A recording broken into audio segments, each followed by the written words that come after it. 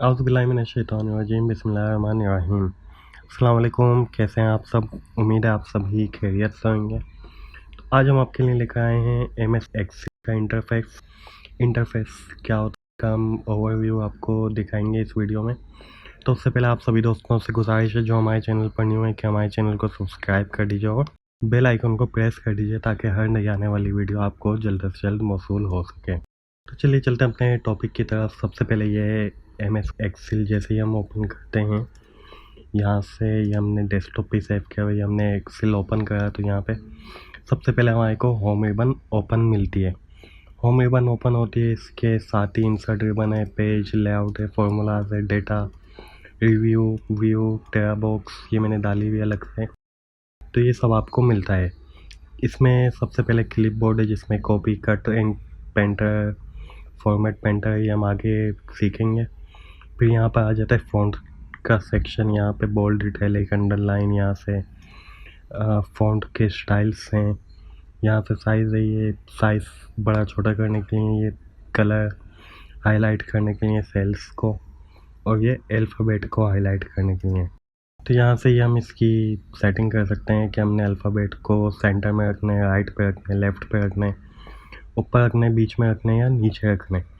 तो यहाँ से हम इसकी सेटिंग कर सकते हैं। यहाँ से हम टेक्स्ट को ऊपर नीचे कर सकते हैं अपने डिज़ाइन में, कैसे हम लिखना चाहें। यहाँ से हम टेक्स्ट को आगे ले जा सकते हैं, यहाँ से पीछे ला सकते हैं। यहाँ से हम पैराग्राफ के लिए यूज़ कर सकते हैं, ये हम यूज़ करते हैं वर्ड में। यहाँ से वर्ब टेक्स्ट जो है हम यूज़ करते हैं, इसका मैं आपको आगे सिखाऊंगा। मर्ज सेंटर भी हम यूज़ करते हैं, दो सेलों को मर्ज करने के लिए होता है। ये जैसे ही दो सेल हैं, इनको मर्ज कर दिया, एक ही सेल कर दिया, तो ये अब एक ही सेल बन गया।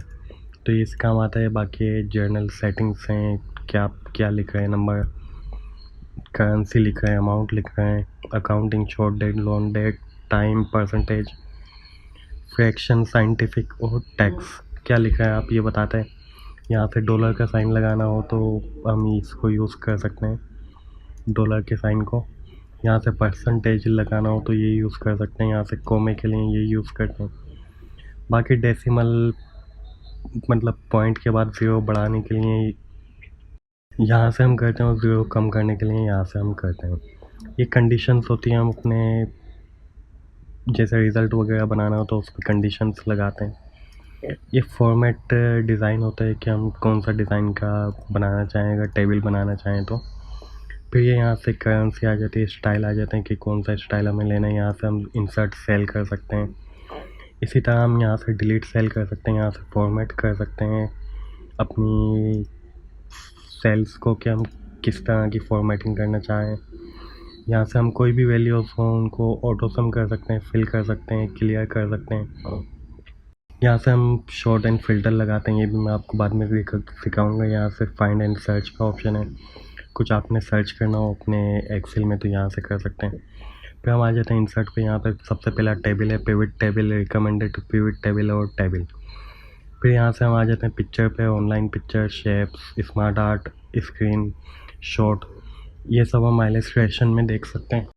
इसके बाद हमारे को ऑनलाइन स्टोर मिल जाता है। यहाँ से हम अपनी ऐड कर सकते हैं कोई एक्सटेंशन, जैसे आपने वेबसाइट बनाते हैं लोग तो उसमें एक्सटेंशंस ऐड करते हैं। गूगल क्रोम में आपने देखा होगा लोग अक्सर वीपीएन लगाते हैं तो उसके लिए एक्सटेंशन यूज़ करते हैं, तो ये उसका तरीका है। बाकी ये एडॉन्स, ये भी इसी तरह का ऑप्शन है।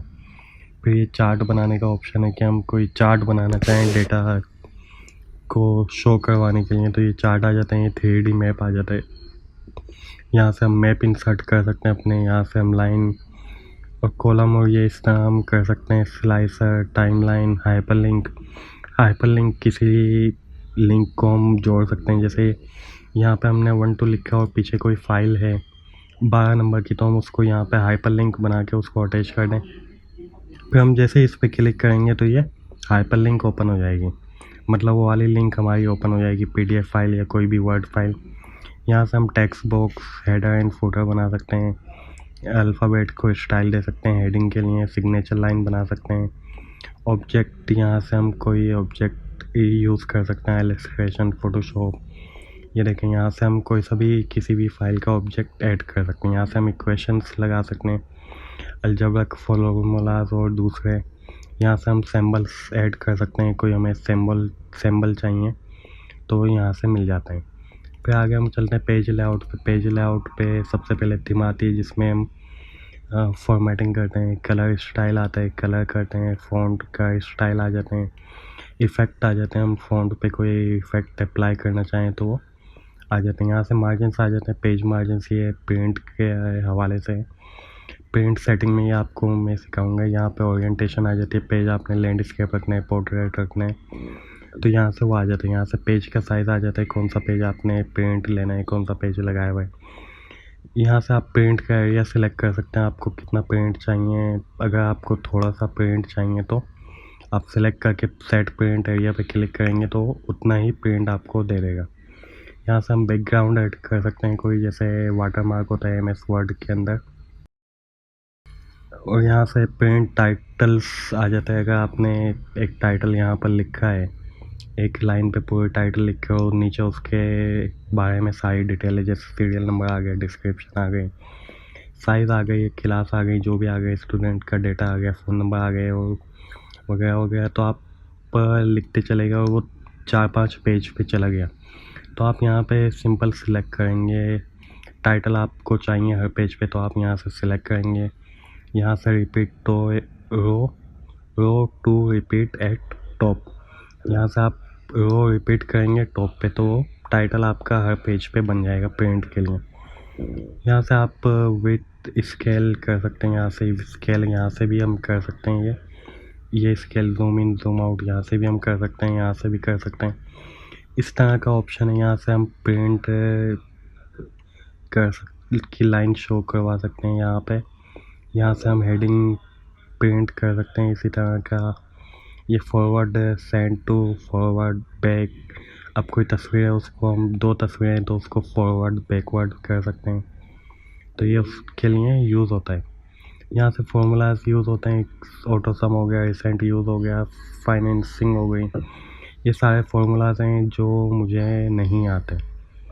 ये लॉजिकल आ गया, टेक्स का आ गया, डेट एंड टाइम आ गया। इस तरह ये बहुत सारे फॉर्मूलाज हैं, आप एक्सप्लोर कर सकते हैं। नेम मैनेजर आ गया, ये मैं आपको अगली वीडियो में सिखाऊंगा ये क्या होता है, नेक्स्ट इस पर अलग से वीडियो बनाऊंगा।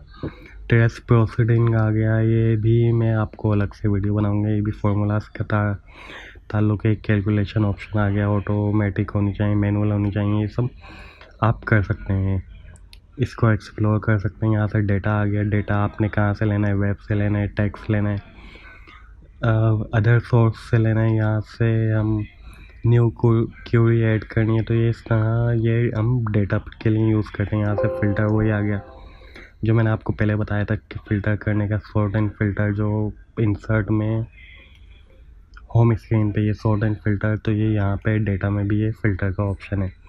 ये एडवांस फ़िल्टर आ गया, ये सॉर्ट आ गया, ये वही सब आ गया। इस तरह से इसको थोड़ा सा और डिफ़ाइन कर दिया, अलग से बना दिया। डेटा वैलिडेशन, ये मैं आपको अलग से वीडियो बनाऊंगा, ये भी बड़ा काम की चीज़ है, इसको मैं आपको सिखा दूंगा। तो ये इस तरह होता है, ग्रुप बनाने, अनग्रुप करने। जैसे आपने 5-6 चीज़ें लिखी हुई हैं तो उसको एक ग्रुप बना दिया, जैसे एक स्टूडेंट का डेटा है इस तरह से, तो आपने उसको एक ग्रुप बना दिया तो वो जहाँ पे भी जाएगा वो एक साथ ही जाएगा। फिर ये रिव्यू आ गया, आप स्पेलिंग चेक कर सकते हैं, थीसिस चेक कर सकते हैं, ट्रांसलेट कर सकते हैं, कमेंट्स ऐड कर सकते हैं किसी भी वर्ड पे। जैसे मैं 12 पे कमेंट्स ऐड कर दूं कि ये यहाँ पे एक फ़ाइल अटैच है, मैं यहाँ पर लिख दूं 1 फाइल अटैच और उसकी लोकेशन भी बता दूं कि C ड्राइव में इस जगह पड़ी हुई है। तो ये मैंने लिख दी कमेंट्स। अब मैं जैसे इस पर क्लिक करूँगा तो ये देखेंगे कमेंट्स ओपन हो गए। तो ये इससे हाईलाइट हो जाता है कि हमने इस पर क्या ऐड किया हुआ है। फिर ये यहाँ से व्यू आ जाता है, व्यू किस तरह का हमें चाहिए। ये हमें प्रिंट एरिया शो करवा है कि इस तरह का आपके पेज अलग अलग हैं। हमें इसने पेज शो करा दिया। ये एक कंप्लीट पेज चल रहा है, पहला पेज यहाँ पे ख़त्म हो गया, दूसरा शुरू हो गया। पेज लेआउट शो करवानी है तो यहाँ से ये पेज लेआउट इतना पेज आएगा। बाकी ये मार्जिन्स में चला गया, जो हमने मार्जिन्स पीछे देखे प्रिंट एरिया में, तो ये उसमें चला गया। बाकी रूलर शो हाइड करने का ऑप्शन है, ये रूलर आप देख सकते हैं। ये इसी तरह यहाँ पर रूलर है, ये रूलर है, शो हाइड करने का है, ग्रिड लाइन ओपन है, ऑफ और ऑन करने का है। फॉर्मूला बार जो है ये होता है फॉर्मूला बार, ये हाइड और अनहाइड करने का ऑप्शन है, हेडिंग हाइड और अनहाइड करने का ऑप्शन है। फिर ये जूम का आ गया, 100% का आ गया, यही वाला जूम, यहाँ से आप जूम कर सकते हैं, देखेंगे। और ये ऑप्शन आप यहाँ से भी ओपन कर सकते हैं। तो ये यहाँ पर आ गया जूम टू सिलेक्शन आ गया, जो हमने सिलेक्ट किया हुआ उसको जूम कर दो, यहाँ से हम 100% कर देंगे। न्यू विंडो आ गया, नई विंडो ओपन करना चाहें, ऑल पैनल, ये फ्रीज पेन, ये भी बड़ा अच्छा ऑप्शन है, ये मैं आपको आगे चल के सिखाऊंगा। फिर ये टेरा बॉक्स का आ जाता है, ये इसके लिए मैंने अलग से वीडियो बनाई है। टेरा बॉक्स जो है ये एक हार्ड ड्राइव है अलग से, जो वर्चुअल हार्ड ड्राइव मिलती है, इसमें आपको 1 TB फ्री मिलता है डेटा।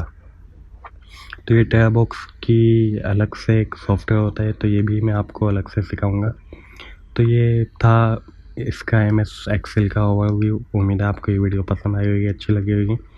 कमेंट्स बॉक्स में ज़रूर बताइए आपको ये वीडियो कैसी लगी। तो मिलते हैं आपसे अगली वीडियो में, जब तक के लिए अपना बहुत सारा ख्याल रखिए। अस्सलाम वालेकुम रहमतुल्लाह।